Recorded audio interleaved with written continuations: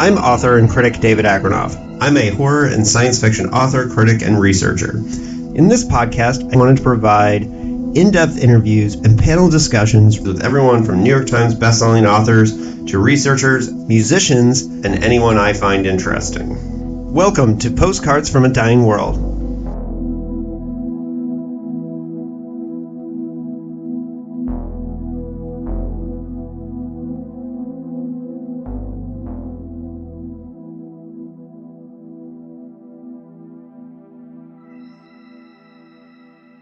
Hello and welcome to a very special episode of Postcards from a Dying World. I believe this might be episode 175.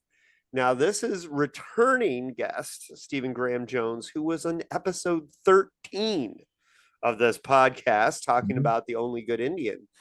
So it's been a few years, a few miles, and a lot of word count between these interviews.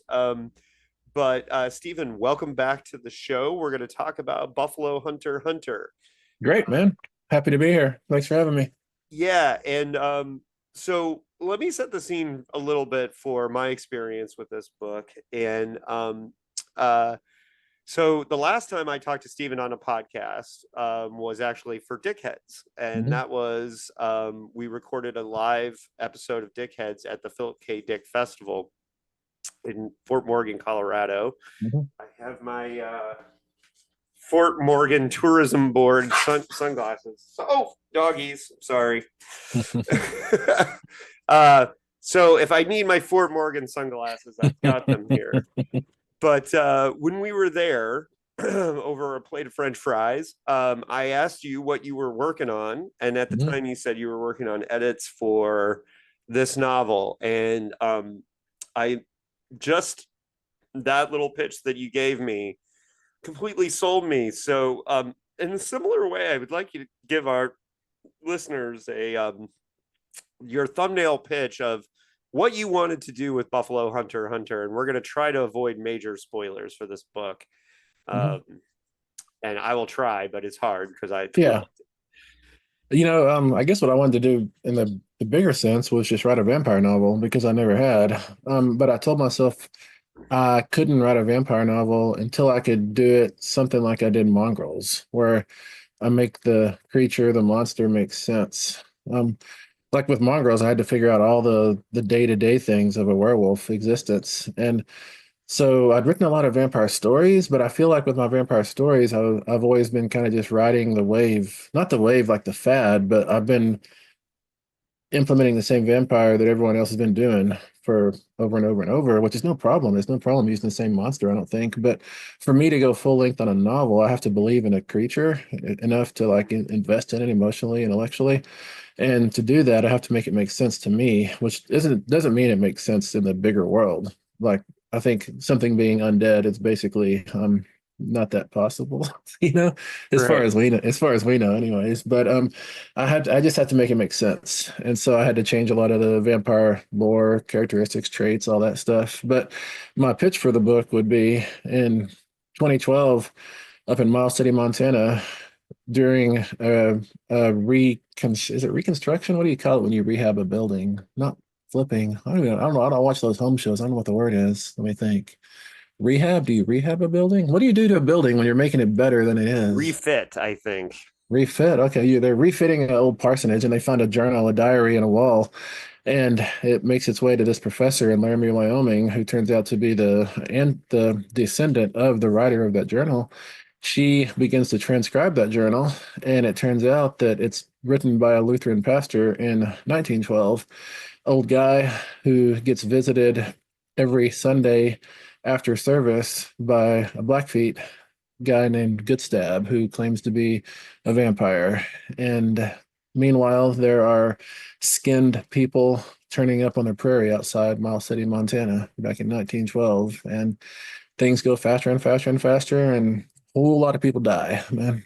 Yeah. Well, but I don't believe you ever really used the term vampire, and if you do, it's very Yeah. spare. Yeah, no, for sure. Yeah. I mean, I figure like, Dracula was what, 1897, 1895, something like that, right? Yeah. And so I can't imagine that in the popular conception that word had really percolated out and was in common usage, especially in the distant west of America.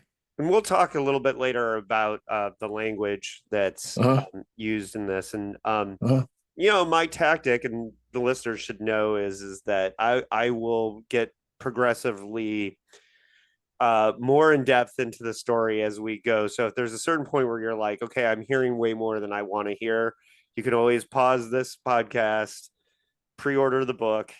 It comes out March 18th, which is one day before my birthday, by the way. Nice, Um, nice. yeah, and so and then you guys can read the book and come back and listen to it. We're not going to do major spoilers, but I do feel like when we get for deeper in the conversation, we might um, get a little bit more into the mechanics of writing this, and for that reason, people can, your mileage may vary. Now, one of the things I know about you, Stephen, from Mhm. the many conversations that we've had, and both on podcast and off, is that you are a believer in diving into the influences and letting the influences be a part of your work. Now, one of Mhm. your other works that I consumed this year was The Babysitter Lives, your Mhm. Audible original novella or short novel. It's a short Mhm. novel, Mhm. which is very much a haunted house type, like tropey novel, Mhm. in all the great ways. I Mhm. thought The Babysitter Lives was incredible. It's Thank you. yeah, and one of the best things about The Babysitter Lives is the build up and the setup is such a perfect horror setup. But for example, using before we get into your influences on Buffalo Hunter, um, maybe within the context of The Babysitter Lives and Buffalo Hunter, what were some of the influences that you knew you wanted to pay homage to, or that you consumed leading up to this? Mhm. I know with Mongrels, we talked a lot about certain novels that you read going Mhm. up to Mongrels, Mhm. rereading. With for Babysitter Lives, I think if I was modeling it on any other haunted house, it wouldn't even be a haunted house. It would be a house. The one in Dan Simmons' novel Hyperion that poet guy has, where he uses those like interdimensional or those dimensional, not dimensional. I guess I'd call them dimensional doorways. They're like time warp doorways. He builds Yeah. a mansion where every room is in a different quadrant of the galaxy, and that just blows me away. I spend so much time thinking about what it would be like to live in that house, and I think that my thinking of what it would be like to live in that house eventually got me to the Shoots and Ladder house of Babysitter Lives, where you fall down from the second floor into weird places. And yeah, so that just opened my mind in really cool ways. But I guess I should also say that Bentley Little's The House is in there as well. That novel is legitimately scary, I think. And it's a house that kind of it's like a stable point through time. And there's some interdimensional stuff going on there as well. And the novel really creeped me out a whole lot. Um, Well, and I've always thought that Hyperion and that house uh, in Hyperion was very influenced by Clifford Mack's Way Station. I've not read that. Oh wow. All Yeah, right. yeah. Yeah, oh yeah, I think you'd like Way Station a lot. It Okay. won the Hugo. It was Wow. Max Hugo winner in '64. I think Huh. it beat Cat's Cradle, which is always Wow. That's uh cool. it's always a Yeah. footnote in history. But Yeah. and one of Yeah. the reasons I bring this up is Mm-hmm. I think people listen to my podcast for book recommendations a lot of times. Mm-hmm. Mm-hmm. So, Mm-hmm. because like that's one of the things I do here is like Yeah. I love to highlight books and Mm-hmm. like history, and Mm-hmm. that's great with The Babysitter Lives. I would not have seen that connection, but now it makes perfect Mm-hmm. sense. Like when you're saying Yeah. it, the light bulb Yeah. went off in my head. But also, I mean, I've taught haunted house courses at graduate level and undergraduate level, and we go through all the ones you go through, starting with, the Castle of Otranto, coming all the way up to Shirley Jackson, The Shining, Richard Matheson, all that stuff. And it's neat how like intensely conventional the haunted house is. Yeah. You have to walk in the first like 10%, you have to walk the reader over the shoulder of the people entering the house through the blueprint of the floor plan of the house so that we can eventually when the characters are running through, we know what's around the corner. And there's all these tricks you do with the haunted house, and there's so many stock characters in it, and it makes it so much fun. It's nice to have those like touchstones right there when you need them. It's like a scaffolding for your story, but in those little between points, you can do whatever you want, and that's what I did with Babysitter Lives, I think. Oh yeah, yeah. Absolutely 100% pulled it off too. Oh, thank you. Yeah, Babysitter Lives I thought was fantastic. Now, as a guy who prefers print to audio, I kind Yeah, of wished it was I could yeah. look at it a Well, it's little bit. in July. It's coming out in paper, so Oh, great. That's yeah, awesome. I'm yeah. definitely putting that one on my shelf. It's it's gonna be one of those old style flip books. It's got another short novel on the other side of it called Killer on the Road. Nice. Mhm. Awesome. So like almost like an ace double, right? So Exactly. That's exactly the like an ace model. double. Yeah, Dosey do. yeah, yeah, That's cool. That is yeah. really cool. Yeah, it's funny because it's one of the things that I've always appreciated about your work, Stephen, is that where some people like kind of run away from like they wouldn't they're like I'm not writing a haunted house novel, Hmm. or I'm Hmm. not doing a vampire novel. It's I think Hmm. that you have always embraced like I want to do my take on this Yeah, and this kind of thing and yeah. Well, you know what I feel like with genre. I mean, maybe I've said this in your podcast before. I don't remember. I don't remember. Sorry, anybody out there listening, if you get bored from me saying the same thing. But I feel like it's been a what, while, so it's good to yeah, repeat. I feel like writing a novel that is like very conventionalized, like a genre novel, you're on a carousel, like a carnival, and as I understand it, carousels used to be, I mean, yeah, you ride on the unicorn, or the dragon or whatever, but there used to be like a ring that everybody would reach for when you go around. And if you get the ring, you win. You win a teddy bear or something like that. That's how writing genre novels feels to me. It's that I'm on a carousel and there's rings stationed, like 13 rings around that. And I have to reach out and get each of those rings. And if I satisfy each of those conventions as I go around, then the novel fits into the expectations of the reader. But in those 8 or 10 feet between each ring, I can do so much stuff and have so much fun and like undercut, magnify, try to fix things I see are wrong. But yeah, you're right, I never shy away from doing my duty to the genre. I think that's like how I show my loyalty because these books are giving me a lot, and I don't want to destroy them. I mean, yes, I want to do them better than they've been done. Everybody wants to try to do that. Who knows when or if you succeed, but I just want to like pay homage to everyone who's come before. And I think the way to do that is to play the game the same way. Oh yeah, I mean, look, I'm the guy who has Nazi skinhead werewolves Hmm. and Hmm. and Hmm. the Hmm. World War II vampire novel Hmm. and um so obviously I Hmm. like playing with those things. Hmm. You know, and I agree with you. I think that I want every writer who I'm a fan of in the genre, I want their take on those classic things. I want to see Hmm. what, you know, I want the Stephen Graham Jones vampire novel. I want the Stephen Graham Jones werewolf novel Hmm. because I want to see what because and you're a great example of this because Mongrels and Buffalo Hunter Hunter are so uniquely you that that they demand to be there. But at the same time, like Wolfen by Whitley Strieber is very uniquely him. Hmm. So Hmm. so Yeah. Wolfen is like it's such a deep part of my like writer DNA kernel. Like that was the if like I always say that where the red fern grows is the moment that opened up my mind for what stories could do in the fourth grade, and that's true. But probably a year and a half later or so, I read Wolfen just randomly because I had those werewolf eyes on front, or those eyes on front. Anyways, I didn't know they were Wolfen eyes. But there's those chapters in Wolfen that are from the grandfather wolf's point of view. He's like what people nowadays would call the alpha wolf, the leader of this pack of Wolfen, and they're in his voice. Stryber does the grandfather wolf's voice, and after I finished the novel, I kept the novel for a long time, and I would just go back and read those chapters only over and over and over. They just so blew my mind, and I think everything I've been trying to do since then is to do those grandfather wolf chapters. That's interesting. And now I remembered that you had a love for Wolfen because of our Hmm. last conversation, Hmm. because Wolfen was one of the big influences on me for Boot Boys of the Wolfreich. It was one Hmm. that I reread too. So that's one of the things, Hmm. one of the reasons why I remembered that you loved it. Hmm. But so what are the vampire touchstones? And that, now I know Yeah. you taught a class on vampires, and we'll come Yeah. back to the class. But Yeah. pre the class, what are the vampire novels that really work for you? And I want to Yeah. like give some of my touchstones on that too, All right. As I say in the acknowledgments for Buffalo Hunter, my favorite vampire novel is Christopher Buehlman's The Lesser Dead. which And everyone should listen to the audiobook of because the yeah, audiobook is incredible.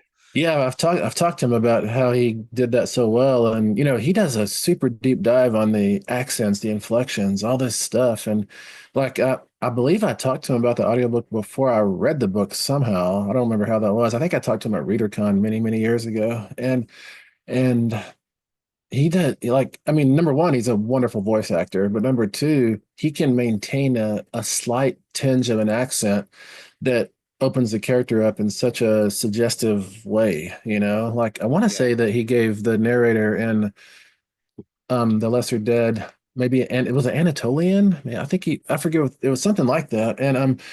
But he had to like really do a lot of work to develop that accent, and it just blows me away that someone can do that. But aside from the And audio, the character yeah, ages a little bit in yeah. the Oh, I story, know. and the voice changes, and it, it Yeah, it might be one of the best audiobooks I've listened to. Like, I completely agree.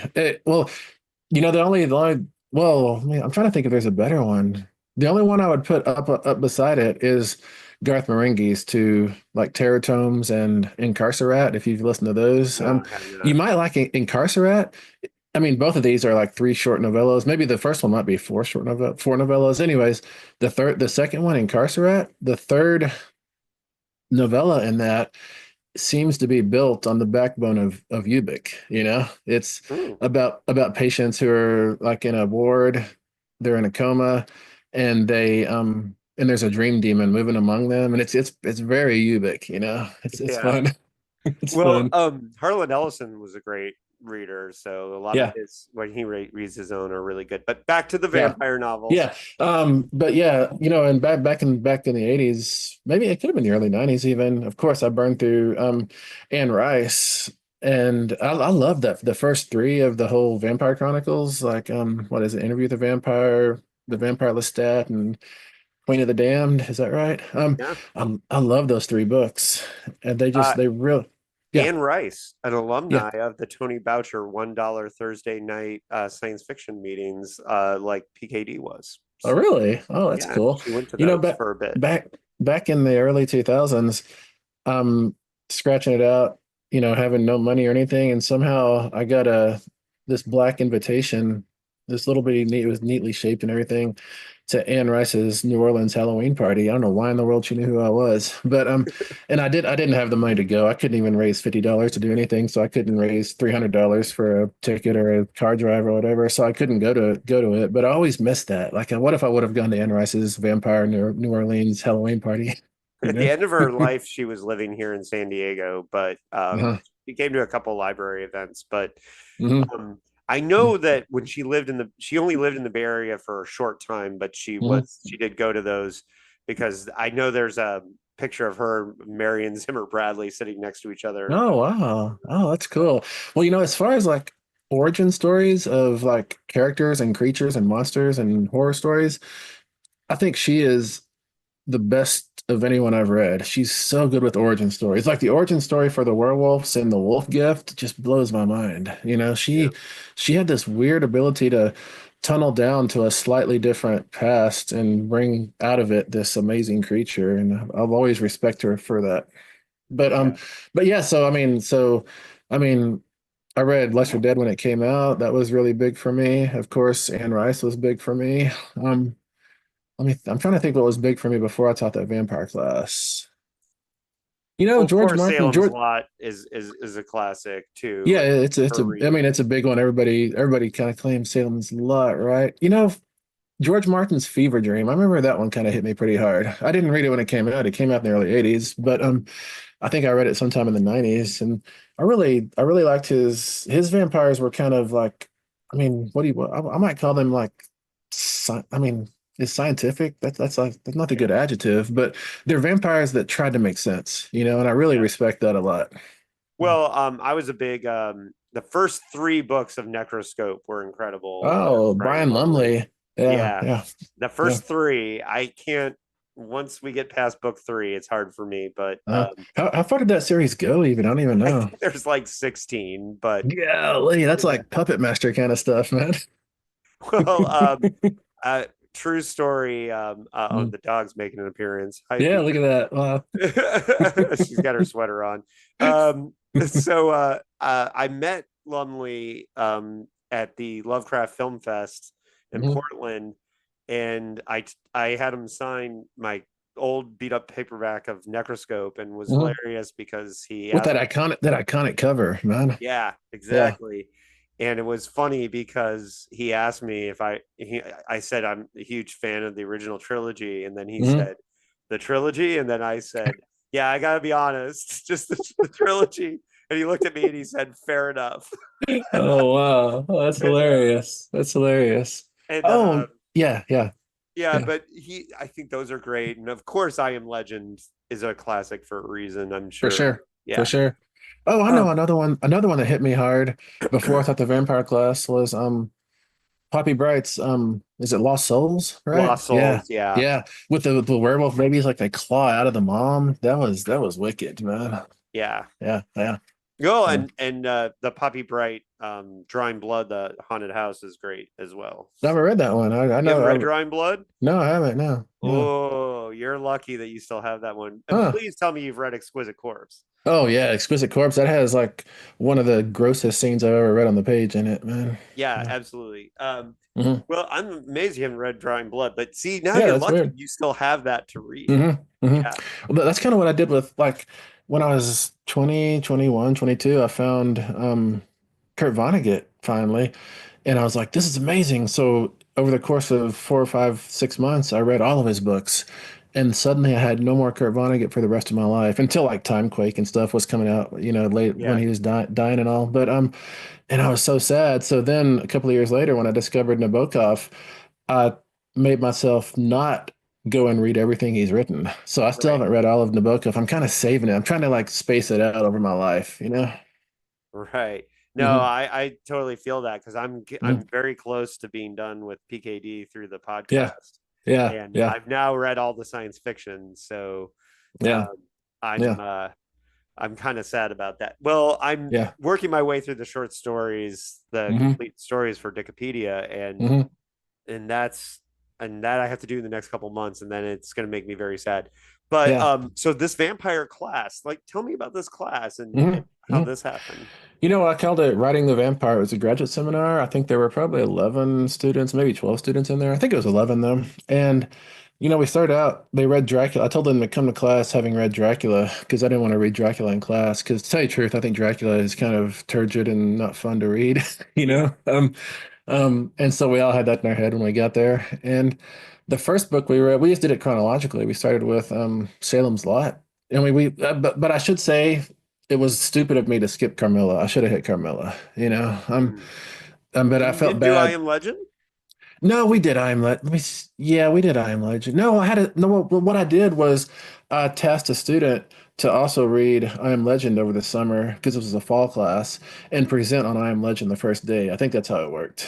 Um, Okay, I don't think we read it as a class for some reason. I don't remember what it was, but anyway, I think it was just a matter of I wanted to keep us more contemporary because I was calling it Writing the Vampire, and so I thought the more contemporary vampires we could read, the better equipped they would be to join the scene, you know? right, Um, gotcha.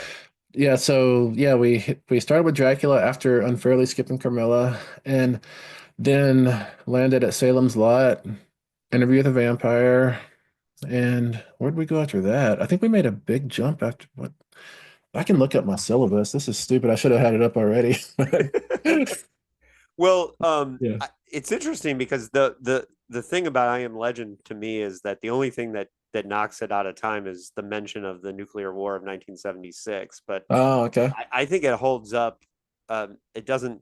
It's one of those novels that feels a little timeless, Hmm. Hmm. um, but but yeah, I understand your point of wanting to Yeah, do contemporary. So you yeah, got that syllabus up there? yeah, I do. So Salem's Lot, Interview with the Vampire, Lost Souls, Let the Right One In, Fledgling, The Lesser Dead, Certain Dark Things, In the Valley of the Sun, Southern Book Club's Guide to Slaying Vampires, and Vampires of El Norte. I think is that where we stopped? I think that's where we stopped. I think we worked one more in somehow, but yeah, I think that's what we did. Yeah. Yeah, and so you get this experience of talking through this with your students, and then Uh-huh. you obviously were like you had to have had the bug the whole time.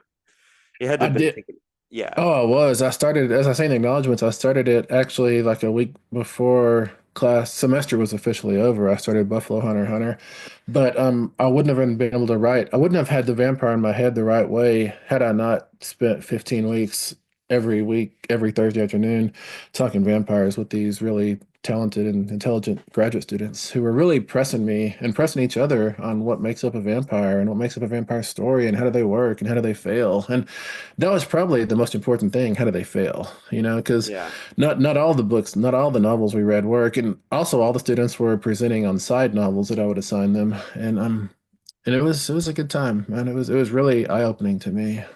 yeah. I imagine, and um that kind of explains a lot too, because um my feeling in reading Buffalo Hunter x Hunter was and I didn't know about the class until the Hmm. acknowledgments at the end. Hmm. And then I was just like, I kept thinking throughout reading this, I was like, holy shit, Steven is in the fucking zone. Right. I kept thinking like, Hmm. Jesus, like how prepared he must. I just assumed you've been waiting for years to write this, that this was like a plan. And then it made sense to me that you um engulfed you were like a man on fire as far as these buffalo the vampire ideas, right? Hmm. Because you Hmm. taught this class. Yeah, yeah. And what's really amazing about this novel, and I say this and I try so hard not to be sound hyperbolic, Hmm. but um the I think this novel is purely a product of that time. And I Hmm. don't know that you could have written this at any other time, right? Like, at Yeah, least it in the was. same way. It was really hard getting into that mindset of Goodstab, who was born in 1833, and I mean, he's still alive in 1912, but his mindset is very much middle 19th century, and Right. so he thinks in a different, like a pre-scientific way, and Yeah. to get myself into that mode, I had to go back and really closely read and invest myself in James Welch's novel Fool's Crow, which I stole a lot of the terminology from, real bear, black horns, white horns, a lot of that stuff I stole from James Welch. And I had to work with a friend on the reservation, Robert Hall, he teaches the language with a lot of the other like constructions, the compound terms that Goodstab uses that come out of the Blackfoot language. And people, I'm not messing up when I say Blackfoot language, even though I am Blackfeet, because you know that is the language. It's Blackfoot. It's for us and for the Blackfoot who are in Canada. It's all the same language, and the language is just called Blackfoot, not Blackfeet. You can say Blackfeet; it's not wrong. But Robert knows Blackfoot really well, and he knows the component parts of the words and he can take it back pretty far. And so he helped me develop a lot of those hyphenate compound words that Goodstab uses. And You must have they felt a were, lot of weight on yeah. getting that right. Yeah. Oh, I've got to get it right. And also, like, I had to do passes across this novel that were torturously painful and slow because I have certain rules about EM dashes, about hyphens, and about coordinating conjunctions. Like one character uses them this way, another character uses them that way, and so I'd have to comb through the novel over and over and over and sift it out such that at the level the reader is not necessarily going to notice, there is distinction, you know? Right. Which is funny, which brings us back to the conversation that because I think you were in that phase Hmm. when we were Hmm. in Colorado when we were in Colorado when I was in Yeah, Colorado for PKD Fest. And yeah. it was funny because I remember you saying at some point that it was nice for you to get out and talk about PKD and have your mind on Hmm. something else Hmm. because It you were was. in this really intense phase of editing. and Yeah. uh, and I could see like that, like um, when you were talking about it, it felt like a stressful thing, like that you Hmm. were going through in those edits. So, and It it, was like I was seriously considering I'm just gonna throw this novel away, because I thought this is too painful, and I would rather have it. I was at that point where I was like, I'd just rather keep it safe on my hard drive than push it through all these edits because this I felt like it was messing all up, and that's that point of like dramatic swooning despair you always get in when you get notes and rewrites. yeah. And you kind of have to process through that and come out the other side and realize, oh, it's all for good. It makes it better.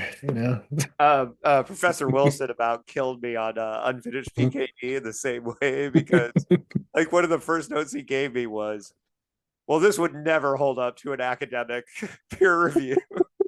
And that was like the first thing he said to me, and I Yeah, was yeah, just like, yeah, "Oh my god!" He shook my yeah, confidence so much. We laugh about it yeah, now, but yeah, like, yeah. But you gotta have the like you don't. There's a reason we don't give our first drafts to our moms because our moms are gonna say, "Oh, you're so brilliant. That's so great." We give it right. to people who are gonna like really rake it across the coals and hurt our souls. But it's all to make the work better, man. Yeah, absolutely. And but I feel yeah on but what I will say is that I'm glad you pushed through Oh, and thank you. um you know so what people should know when they're wanting to know whether they should pre-order this book Mm-hmm. or not Mm-hmm. is, and I told you and we talked about this a little bit before we started recording, Mm-hmm. but I may have been overly harsh on your last on the Mm-hmm. Angel of Indian Lake as a process of like wanting to explain to people that, because I was afraid when I talked about this book that it would come off as hyperbole. There's that site or that Twitter handle, We Rate Dogs, and they always Yeah, rate yeah. dogs 14 out of 10. I And love that. I know. and Buffalo Hunter is like a 14 out of 10 for me. So I've I it was funny because Hmm. uh my buddy Anthony and I were talking about, and he thought I was way too harsh on Angel of Indian Lake. Hmm. Hmm. And then I told him part of it was is that I want everyone to understand I'm completely honest when I say that Hmm. this book is a 14 out of 10 for me. Well, thank you. And I was blown away by the power of it. And it's like, and maybe The Only Good Indian might still be my favorite of your work, Hmm. just Hmm. because as a PKD guy, I felt PKD like Hmm. Hmm. rising off of it in a way that most readers probably wouldn't. Hmm. Um, Hmm. especially The Fan, which reminded me of Time Out of Hmm. Joint. Hmm. Um, but the thing about Buffalo Hunter is that to me it feels like a zone novel. There's certain novels you read by authors like, for me, The Dead Zone, for example, Stephen King, like Yeah, there's a certain zone he was in. The there is. Yeah. Shining, I feel like he was in the zone. And it's funny because everybody loves The Stand, but I don't think he was in the zone in the same way on The Hmm. Stand because I don't think he knew Hmm. how to end it, for Hmm. example, Hmm. for a long time. Whereas, like, in this novel, just to me feels like the story, like you had such a love for what you wanted to do with this story, and it Hmm. comes out there. So tell Well, me thank you. about executing the story in Hmm. relation to having just come off this class. Like, how did you feel not getting the nitty gritty? We know the editing was hard, but when you were Hmm. writing that first draft, how did you Hmm. feel like telling the story? It felt really good. It just kept opening up, and I'm really comfortable in epistolary format. That if I have like my two default formats for telling any narrative are epistolary or second person present tense. Those are far and away my favorite ways to tell a story. So this being epistolary was really comfortable for me. And Arthur Bocarn, that 1912 pastor, Lutheran pastor, his kind of barely post-Victorian, kind of unmonitored metastasization, is that even a word, of Yeah. the English language is sort of filtered through German and French, is so natural to me. I've only got to do that twice before in my career. Once with a story called Captain's Lament that showed up in Clark's World. I think it's in my collection, the ones that got away, maybe. And also there's epistolary portions of my 2007 or 2008 novel Leadfeather, which are written by a guy named Francis D'Alembert in 1884. He also has it's like you take the English language and put it out in a secret corner of a pasture for 20 years and let it grow and develop in weird ways. And Uh-huh. that's the kind of language that I really, really love, where the words are they kind of are 80% right, but 20% flowery, you know? Yeah. I really, really love that. That's the most natural part of it to me. So Well, Arthur Bocon's parts in here, they were so easy for me to write. and the thing with Arthur is, and I'm gonna there's a part that I think Mm, explains it, but what's funny is anybody who listens to my podcast for a long time knows I'm mm, super hard on epistolary novels mm, because I think most writers don't have the skill to do it mm. because they cheat, they Yeah. forget they want to be writing a novel, not an epistolary novel. And Hmm. so they lose the thread and they cheat. And Hmm. Malerman and Hmm. I talk about this all the time because I think Malerman's one of the best at not cheating Hmm. when he has a concept. Hmm. And what's funny is you had one, and I quoted this in my review, which I haven't posted yet, Hmm. but the quote is, "I've worked my way through the first few days of your journal, though, and I'm coming to understand why Bozeman wants to keep your writing in their collection. You were good, Arthur Bouquet. Is it Bouquet? Bocarn. Yeah, Bocarn. Yeah. Yeah, you used my rhetoric and spin, I don't know that word, econom, to come off sounding heartfelt, never mind the actual facts, but you had a documentarian's eye. Now, what Hmm. was important about what you did there from a writing perspective is you set up that Arthur was a great writer. Hmm. So then you get to write a great novel Hmm. because you have a Hmm. reason why Arthur Yeah. is doing that. Yeah. Yeah. So That you're important. totally that you're 100% right. I'm glad you recognize that because that's exactly what I was doing there. I wanted, and I learned that lesson with my very first novel, The Fast Red Road, where I wanted my character who had never gone to even high school, I wanted him to know theoretical physics so he could talk about fractal stuff and chaos theory and all that. And so I had to establish that he was kind of autodidact, that he had self-educated himself, and Mhm. that gave me license to have him talk about like quantum theory and junk like that.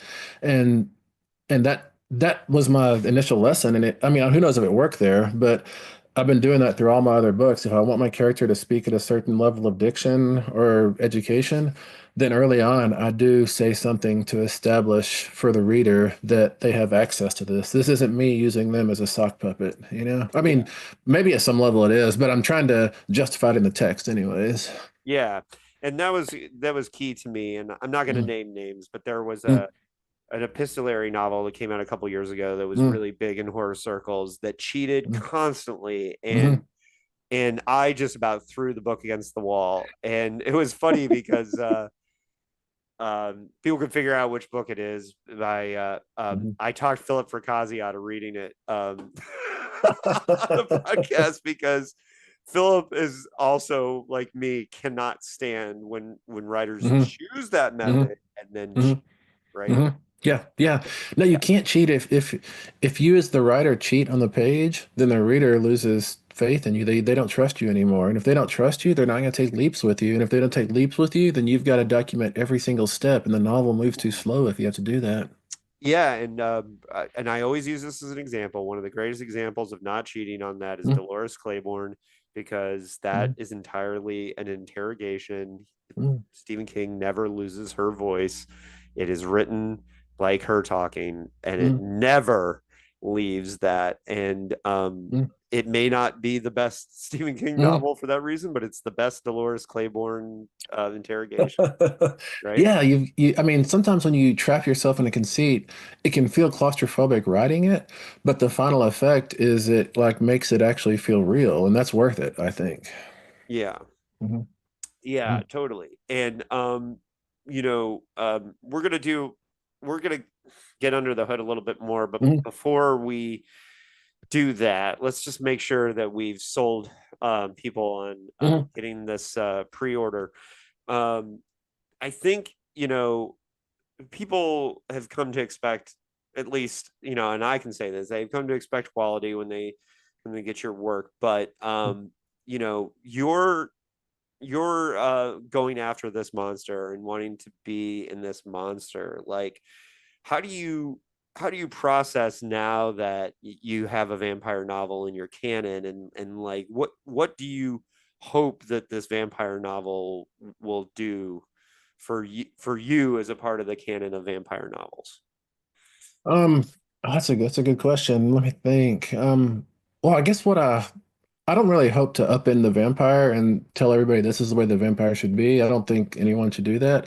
But I do hope people believe in this vampire, that they believe that this is how it would be to be a vampire. That's what I was trying to do with mongrels too. If werewolves were real, then this, and this. And that's what I'm doing in the Buffalo Hunter. If the vampire infection, whatever you want to call it, was an actual thing, then this, and this would be the logical result. Which, to tell you the truth, that's really just me having read Alan Moore and Dave Gibbons' Watchmen like 8,000 times. Because they ask, what if superheroes were real? Then we would have pirate comics, not superhero comics, and all this other stuff would ripple out from it. Mhm.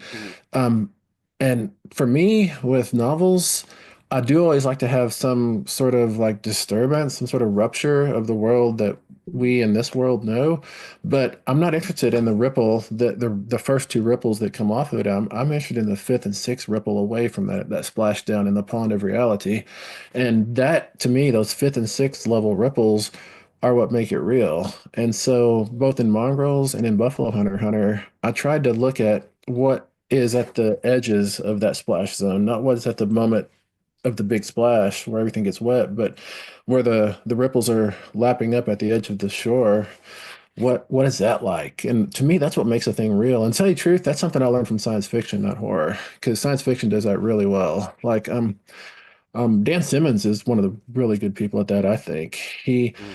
thinks about a world so completely that the slang changes and has the slang changes from whatever technology was dropped into this reality. But then six generations later, what does that slang look like? And he's really good with that. And I really respect writers who can do that. And I try to do it myself when and if I can.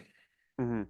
So one last thing before we get a little bit more spoilery, Mhm, and we're not going to totally spoil, but I just want to mhm, get under the hood a little bit. But mhm, the title, mhm.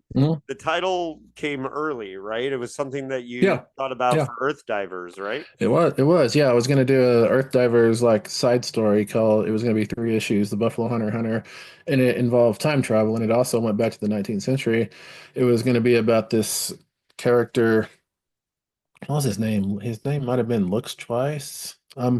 Who is it? He drops back into 1880 the 1880s in the middle of the Buffalo massacre, and he's like, well, I can fix things, and so he starts trying to fix things by popping buffalo hunters the same way they're popping the buffalo. But th- we ended up going a different way with Earth Divers, and I didn't do it, but I held on to the title and was able to use it as a premise for this story because, yeah, Good Stab's like self-assigned mission is to save the buffalo herds. And the way to save the buffalo herds is to sneak into these camps of buffalo hunters and do some damage. And he does a lot of damage to them.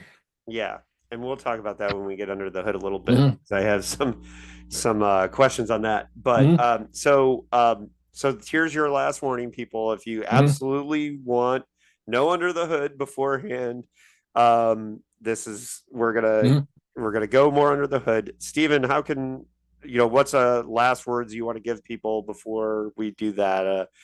Where can they? This book is anywhere books are sold. It's a Yeah. time Yeah. it's a saga release, so Yeah. And also I think the three voice actors who are bringing it alive on audiobook are have been posted somewhere as well. And it's really cool. We got some really talented people to inhabit these people. Like Good Stab is going to be voiced by Shane Ghostkeeper. He's got a really compelling voice for a character like Good Stab, I think. nice. Wow, that's really great. They've put a lot of energy into They really have. And there's going to be in this audio production, there's going to be kind of a slight hint of sound effects, like atmospheric stuff going on. It's going to be really cool. Like it's going to make it kind of percolate into a movie in your head. I think that's the hope anyways, you know? Well, I will probably end up listening to it, even though I've read it now. hmm Um, hmm and you got a really cool cameo in uh, the Angel of Indian Indian Lake. Lake, Yeah. Yeah, Stephen audiobook. King. Yeah. Yeah. That was I don't know why he said yes. And it was a total flyer. The director of the audiobook said, "Hey, what if we got Stephen King in here?" And I was like, "Well, wouldn't that be great?" And I thought this will never happen, but sure enough, he said yes. I have no idea why he said yes. Well, and you recently did a little cameo on an audiobook, Mhm. and it's funny because literally the first line you said was something like "I think not," or it was like two lines, Yeah, and, yeah, and yeah. I was like, "That's Stephen Grant Jones' voice." Like, I was really Yeah, like, it yeah, was maybe it was because it was right after we hung out at PKD Fest, yeah, but yeah, yeah, I knew yeah. right away that it was you. Yeah, that was Chuck Tingle's Bury Your Gaze, which is such a cool novel. It's such a cool novel, yeah, Yeah, yeah. yeah. I think I just said yes to some other audiobook, but I cannot remember what it was. So I may be showing up with something else too. Yeah.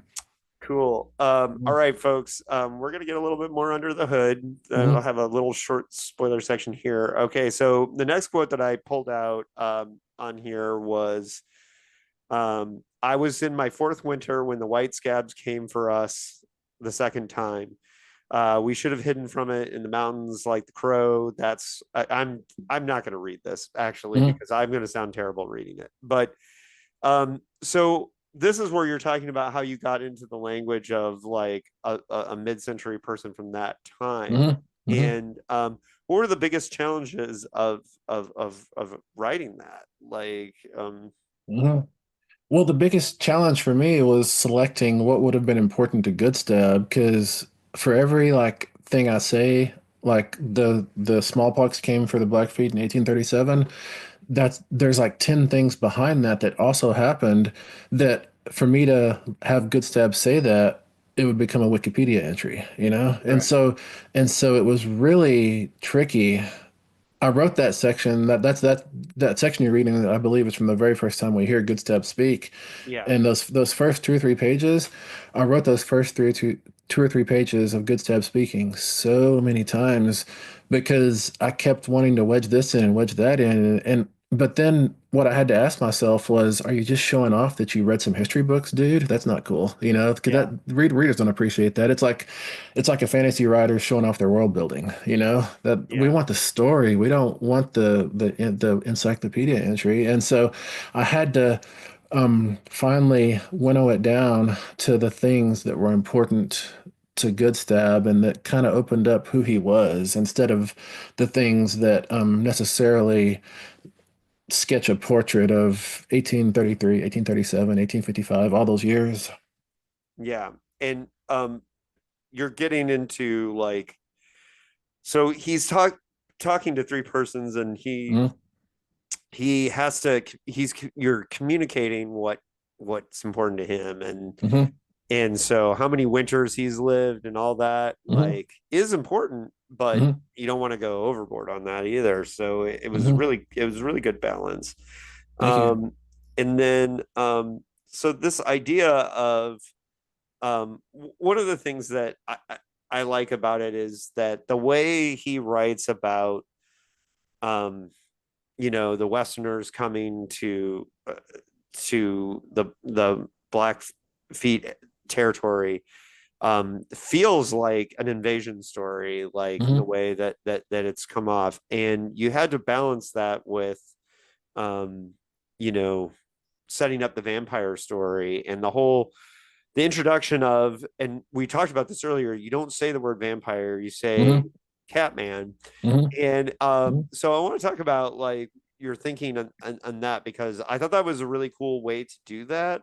And the whole Mm-hmm. introduction of him being in a cage, and this idea of like, well, if he wasn't in a cage, we'd all be goners already, Mm-hmm. right? Mm-hmm. Mm-hmm. So talk about the introduction of the vampire, and Mm-hmm. that must have been very exciting to write.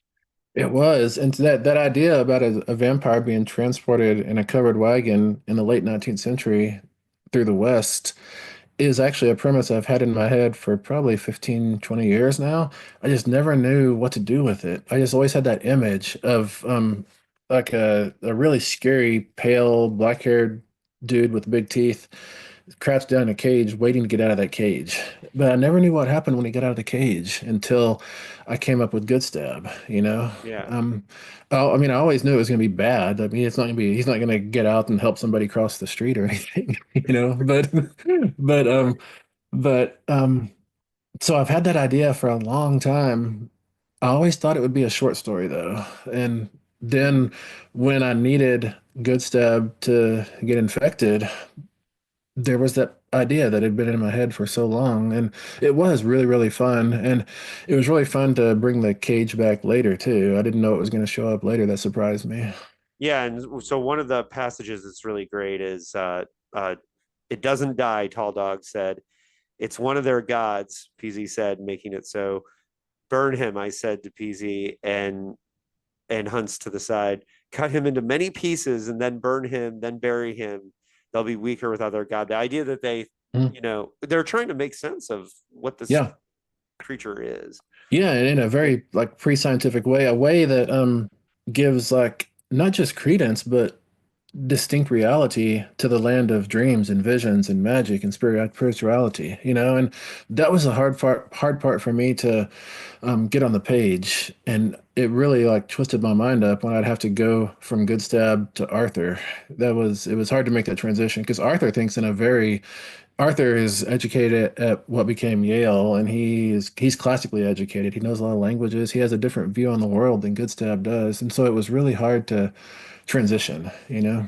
Well, and then that transition between Arthur and Goodstab is Mhm.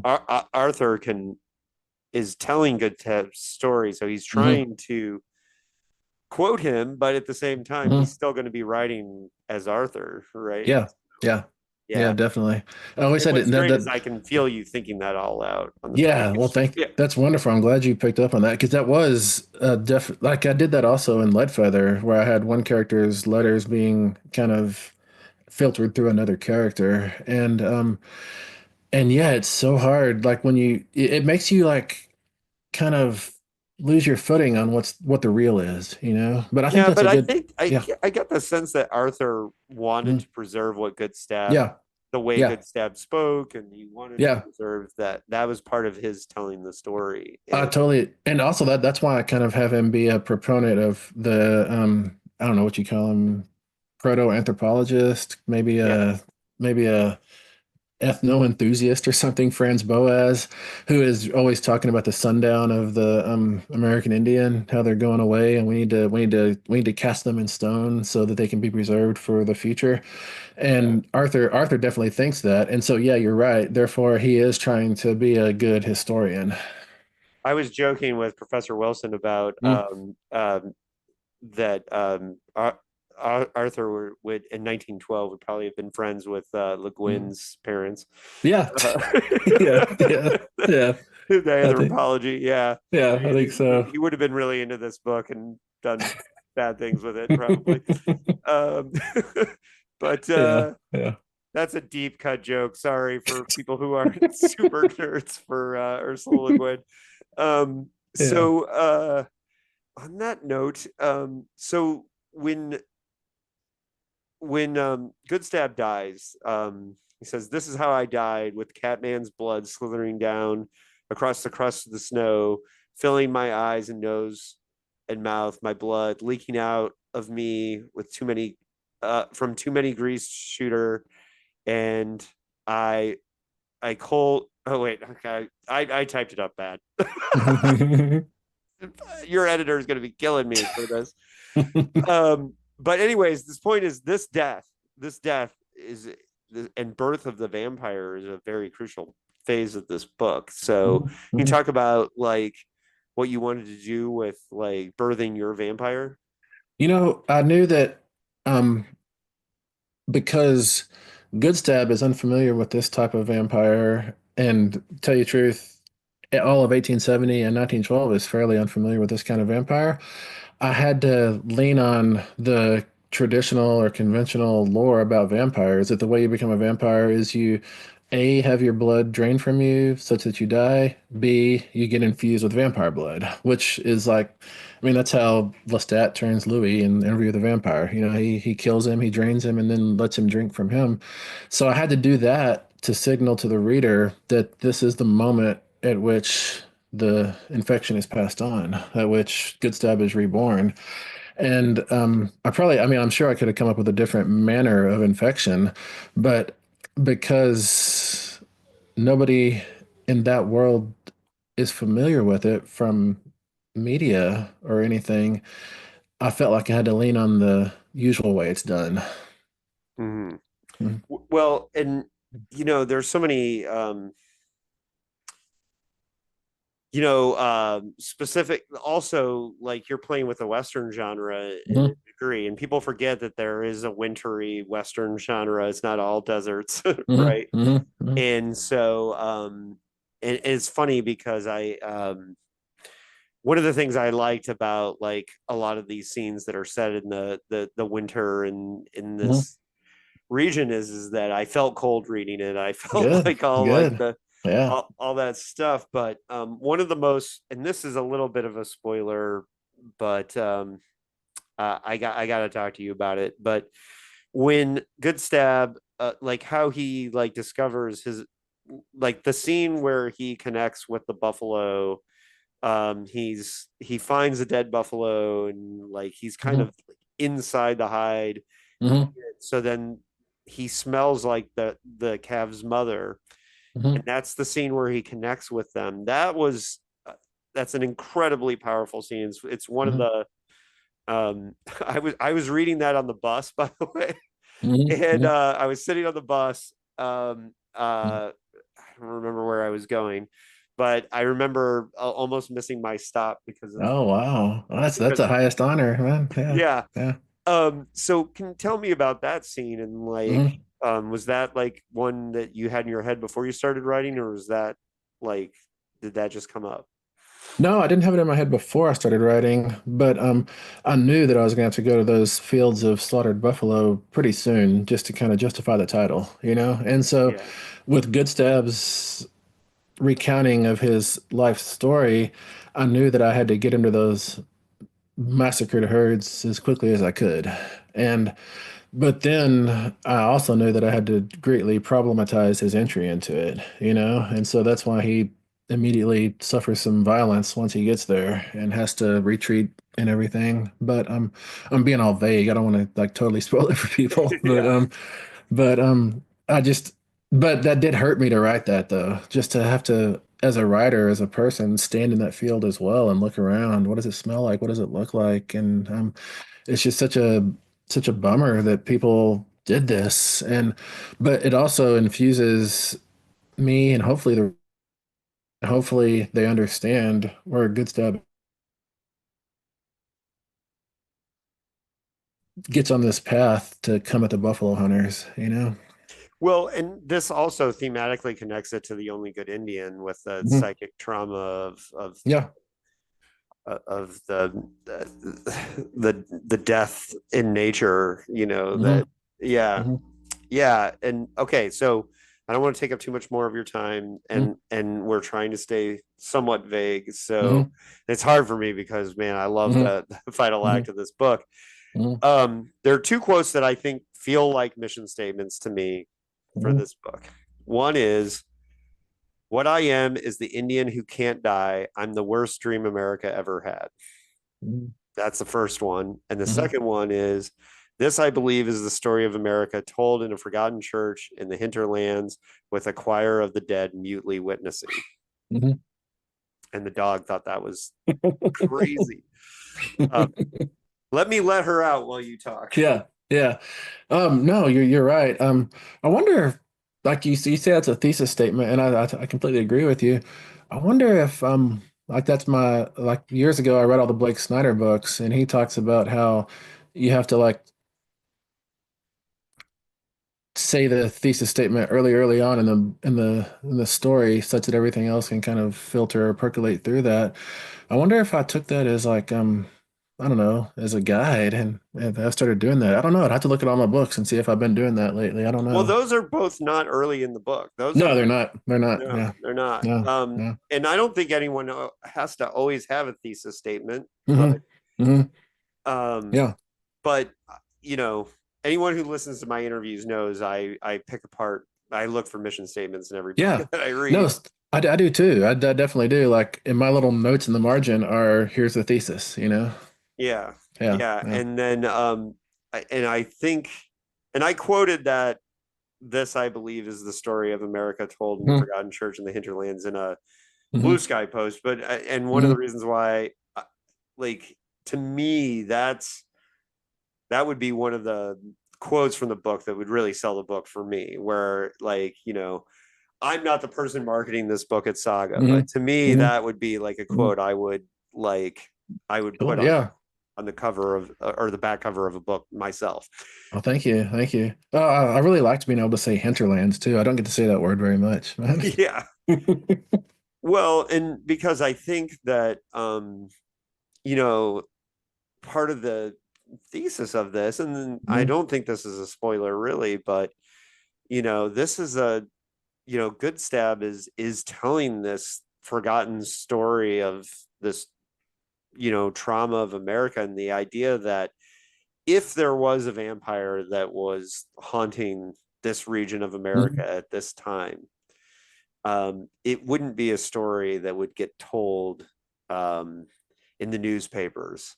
It Hmm. would be a story that got, told over a campfire or in confession. And the Yeah. idea that Yeah. it's Yeah. this confession is one of the things that's such a makes it stand alone brilliantly in the tradition of vampire novels. Well, thank you. Thank you very much. And you know that, and also that line you mentioned about I'm the Indian that won't die, the worst dream America ever had. Yeah. I don't even think we need vampires for that line to ring No. true because that's what I am right now. I mean, I'm Blackfeet. America doesn't want me to be here anymore. Like America would be so much happier if they killed us all off before the 19th century opened up. America would have.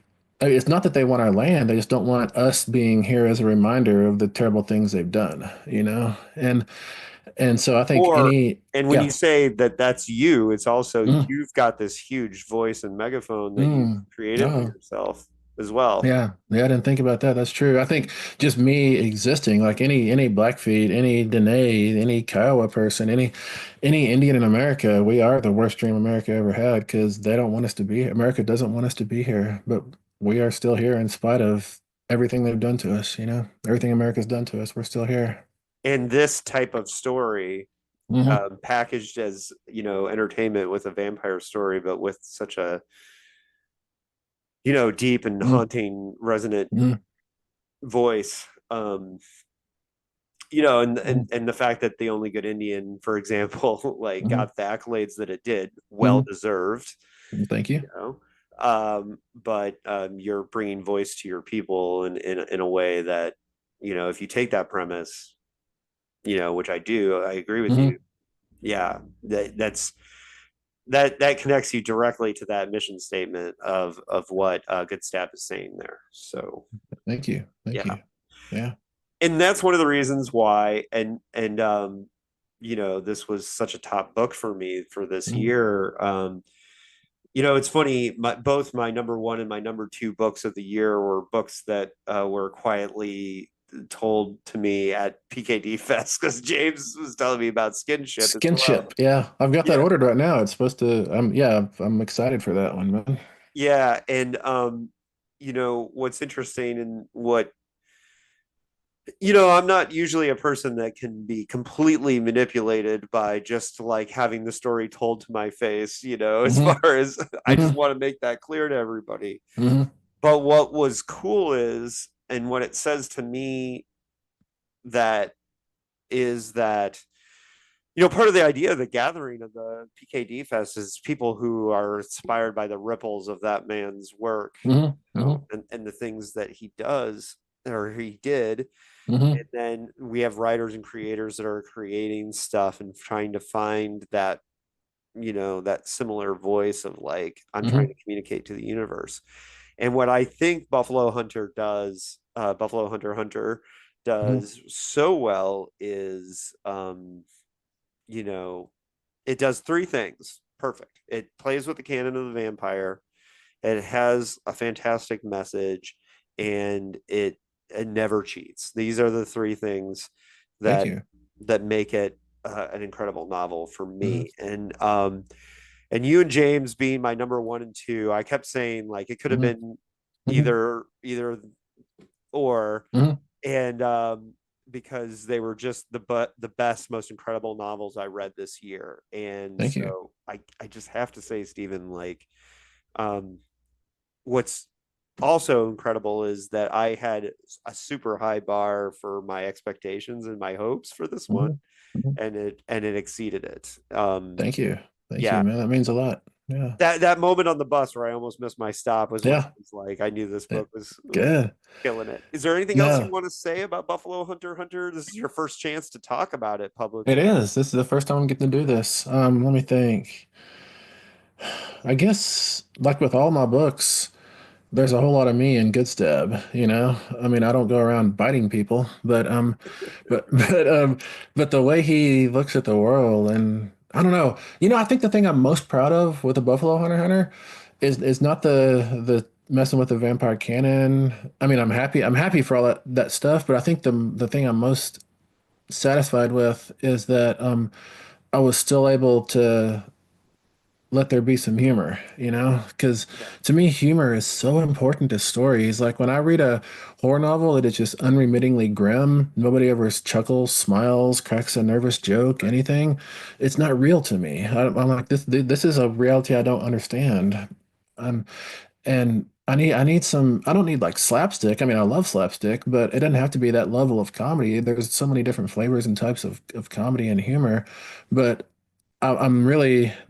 I feel really fortunate that my editor, Joe Monty at Saga, let me keep some of the grins in Buffalo Hunter Hunter. It lets it be a real world to me.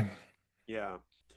Well, and they're subtle enough that Mm. like you'll find yourself smiling in certain moments when Mhm. you're reading it, and Mhm. then Mhm. you like go on to the yeah, and I Yeah. think one of the things that is also is a really interesting thing, and this is when I say that the book never cheats, is that Mhm. the Good Stab has his voice in here, Arthur Mhm. Mhm. has his voice, and it's really clear like Mhm. when you're kind of translating through both, and Mhm. I just think it's fantastic in that regard. Thank you. But I was saying slapstick, I don't know, it doesn't have to be slapstick, but there is a slapstick moment in here now that I think about it. There's a moment that's purely Three Stooges. It's Arthur on that ladder, I don't know if you Yeah, remember that moment. That could have happened to Larry or Moe or Curly, and that would have been the same exact scene, right. Well, and the whole Mm. idea of the book Mm. being found in 2012 too is Mhm. interesting Mm. because um that was a really interesting choice too. And then Mm. we can't. Well, I'm just going to keep Mm. my mouth shut there. Mm. But I You think know, mm. it was an interesting choice. Oh, thank you. Well, And I wonder if I mean, number, I guess I kind of chose 2012 because it's exactly a century after 1912, but I wonder if it all comes back to the fact that Earth Divers is in 2112, So yeah, maybe my next book will be 2212. I don't know. and then it'll be thematically with Kim Stanley Robbins' 2312. So Oh, nice, nice. That'd be an honor. which is a great science fiction novel, by the way. He was on a run right there with that one, and Aurora are really good. Nice. Um, but I just I'm really excited about this one. I also impressed by the speed of which you wrote it. Mm. For like such an intense story, Mhm. the speed of which you wrote it must have just you were ready to go, right? For that first draft, you just really I wanted to tell this story. I did really want to tell it, but I had no idea how it was going to be told. I didn't know where it was going. I didn't know what was going to happen. I never do.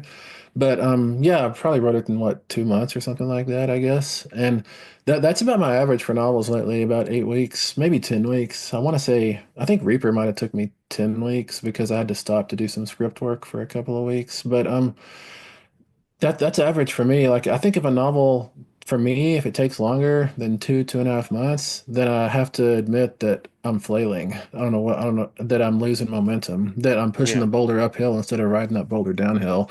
And when that happens, I'm like, why don't I just go write a book I want to write, you know? yeah, Hmm. absolutely.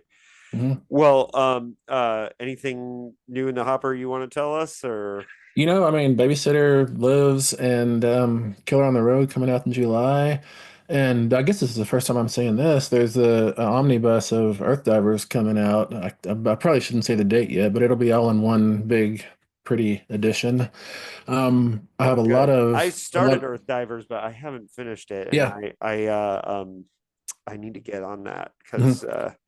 um, I usually wait for graphic novels to The come through trade, yeah, my library, so I have yeah, to wait till yeah. they're collected a lot of times.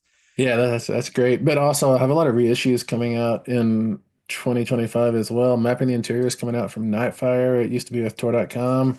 And let me think. A lot of open road older titles like Least of My Scars, The Ones That Got Away, and a few others that I can't quite announce yet are coming out. So 2025 for me is just stacked with books. It's going to be a super. I thought 2024 was as busy as it could be, but I think 2025 might be even busier, But my kind of goal is to travel less because I traveled way too much in 2024. Like I never got to unpack my bag. I was just gone from Yeah, home more than I was home. I don't want to do that again. So I'm trying to stay home more. yeah, certainly, because we want more books. We want you at that keyboard, dude. Yeah, Um, yeah, yeah, well, and uh, I might have to wait till we're done recording to talk about one other aspect of this book yeah. that really influenced me, but it was really exciting for me. But I will say it was, I did enjoy seeing you while traveling this year because Hmm. you did come to Hmm. San Diego here for Yeah, twice, Knighthood. right? I was there twice, man. Yeah, Yeah, I only saw you yeah, for StokerCon, but yeah, yeah, came to yeah, the library thing, which it's funny. I didn't know about that till the day it was happening, yeah, and yeah, everybody gave me so much shit, and I was like, dude, I yeah. was so busy with StokerCon. Yeah. Oh, And I was in San Diego 3 times actually. I was there for Comic-Con as well. yeah, Yeah, I got to know that boardwalk area pretty well. yeah. Well, the well, you really did a huge favor for us coming out for PKD Fest, and it Oh, was that was great, man. I mean, that really showed me what a neophyte I am. Like in some circles, I'm a PKD expert, but when I was hanging out with you and Wilson and Latham, I was like, I don't know nothing, man. Like that trivia, like you yeah. and Latham, y'all own that. And I think there were 50 questions. I answered not a single one of those questions correctly. I will tell you, there were 48 questions. Okay. So what Steven's talking about is Hmm. Jonathan Lethem, Steven, and I were a team in PKD trivia, Hmm. and Steven was useless. Uh, Hmm. and Lethem and I got 44 out of 48 questions right, and we Hmm. still lost. Uh, Seriously? yeah, Oh wow. I didn't hang around for the results. Frank Oh Hollander man. won. Frank Hollander won the Wow. trivia. Wow. That's amazing. That's We lost impressive. by 2 questions, and Wow. that Frank Hollander's team won, and they got Hmm. 46 of 48 right. And Wow. It's so neat to me that like PKD can be such a big part of like my writer heart, but I don't know all these little granular facts about him and his life, you well, know? you don't Yeah. need to know that stuff, Steven. You really don't need to know that stuff. Um, but it was Mhm. what was fun for me in that was seeing what a nerd Lethem was for all that stuff. He knew it, man. He knew Yeah, it. he Yeah. knew it. Yeah. Yeah, Yeah. and what was really neat too, and you didn't get to experience this with Mm-hmm. Lethem, but Mm-hmm. Lethem did a talk on Saturday night. He was the keynote Mm-hmm. at the Mm-hmm. barbecue. And one of the things I saw that Lethem did was he sat with his laptop out during every paper that was presented during the whole thing, and he was typing notes. And he was working on his talk while listening to all of ours, and it was great because he incorporated little bits and pieces of what everyone was Nice. saying into Oh, his talk. nice. Oh, that's great, man. He's bolder than I am. I can't pop a laptop up when I'm in an audience because I can't get over the paranoia that everybody's reading exactly what I'm writing, you know? For some reason, I'm so weird about that. Yeah, Like, well, yeah. it was great, and he did publish part of his talk, and Hmm. um, later, but and it was a really interesting, surreal thing because we were in Fort Morgan at this Airbnb, Hmm. and there was we could hear motorbikes going in the distance. There was a storm coming, a Yeah. thunderstorm, Yeah. I and remember he's that. outside speaking, and it was, but I was so impressed by the fact that he was like taking in everyone's talk and being a part of That it. is So great. No, it's easy to go if you're a keynote. It's easy to go and just like come just show up for your thing instead of everybody else's thing, you know? So yeah, it exactly. really does show his like he's just a fan like everybody else, you know? Yeah. And I had just read Feral Detective, his novel, and Hmm. just was Hmm. blown away. So Hmm. it was I was really impressed by him. But Hmm. yeah, so folks, if you made it this far, thanks for listening. Buffalo Hunter Hunter is up for pre-order right now, so you can get it right when it comes out, and I highly recommend that. It's I'm glad I got an ARC because I prefer paperback to hardcover. It's a hardcover, right? It Uh, is. Yeah, I've got yeah. look at this is all hard, but it's Oh actually not yeah. a it's not a finished copy. This is actually Saga dummy me up a cover. Look at the back; it's got nothing. But it's wrapped around Josh Malerman's Mallory because it was the right size. That's awesome. Yeah, yeah. Yeah. I think Josh would be honored. I think. Um, so yeah, folks, definitely get Buffalo Hunter Hunter, and see what Steven did with Vampire Mythos. You will not be disappointed. This will probably be one of your top reads of the year. I predict it. And And maybe everybody like you will become a Buffalo Hunter reader, you know? yeah, well, yeah, well, for Skinship, I was archivist Agranoff, so you'll Yeah, understand yeah, that when you read that. yeah, So yeah, yeah. I'm trying to be more creative instead of just That's putting my good. yeah, That's good. The same yeah. way that Kelly Link, like every on her social media handles, she changes it like every day. And I don't see how she comes up with these endless amount of handles, but you can do it too, man. Yeah.